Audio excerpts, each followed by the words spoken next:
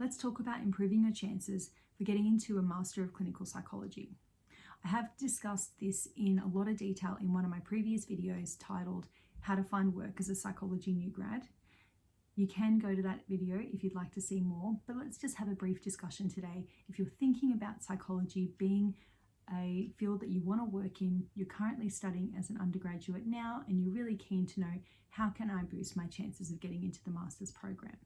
I am a clinical psychologist and I did study the Masters of Clinical Psychology, and I did happen to get in the first go. I didn't have to wait. I got straight through from undergraduate into the master's program. So I think a few of the things I did were really good and worked for me, and I want to share those with you now. So what I did in the beginning was, when I was studying in undergrad, I was really careful about the impressions that I made in the university campus with my lecturers, tutors, and potential supervisors. What I found that was, by behaving in a really professional and respectful manner, I was able to gain some really excellent referrals for when I went to apply for my Masters of Clinical Masters program. So I really recommend just being mindful about how you treat people, how you treat yourself, how you apply yourself in your program, and think about the impressions that you're making with the people around you, because they really do matter. The next thing I would say would be to find some experience in some sort of counselling, psychotherapy, or behavioural therapy roles. There are smoking cessation helplines. I highly recommend getting in touch with them, because they are a behavioural intervention that closely relates to what we do in psychology. We used to do the ABA training and working with autistic children. I don't know how well validated that is as a role now. It might be less popular, but it is still something that you could look into. What I did personally was I completed the Lifeline telephone counselling training, and I then worked at Lifeline.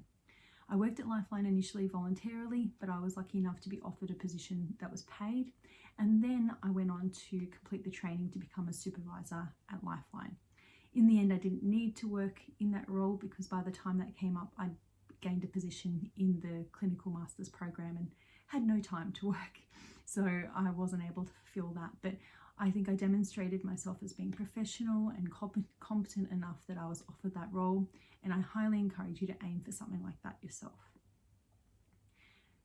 Now, those couple of tips that I've given you are all well and good, but there are still going to be a lot of people applying that are going to be really similar, and especially if you haven't had a career in health or any other area prior to what you're doing. If you haven't been a counsellor before, or even a registered psych before, not a lot of us are going to stand out. So it's really important that you apply to as many unis as you can, apply for as many programs as you can. We have clinical neuropsychology as well as clinical psychology. We've got forensic, although I think you might need to do a forensic undergrad for that, so maybe scrap that. You've also got organisational psych, you've got the 5+1 programs. So think about applying for as many as you can, and the reason why is because it will give you experience in, or give you maybe more of an opportunity to get an interview. If you get an interview, that's where you have the opportunity to make yourself shine. Remember, you don't have to accept a place if you're offered one, but it does give the people in the university an opportunity to see who you are, what this person is about, and if that has any positive impression on the people on the panel that interview you. You never know, they might just remember you when it comes to finding candidates in the next round for the Masters of Clinical Masters program. So they're my tips for how to get into a clinical masters program. I hope they're helpful for you. I do just want to leave on one final note. If you are passionate about working with people, providing psychotherapy, you don't have to just do psychology. We have a lot of opportunities now for people to study through social work and other psychotherapy counselling diplomas and degrees. So I do encourage you to think about those pathways as well. Being a psychologist is fantastic, but now that we have Medicare diversifying across these other pathways, you can still do the job of a psychologist with different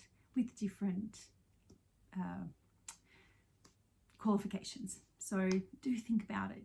And if you have any questions, I am a board approved supervisor. I'm pretty experienced clinical psych. I'd be happy to answer any questions that you might have. If you found this video useful, please like the video, and also don't forget to subscribe so that you can get more content from me. Thanks.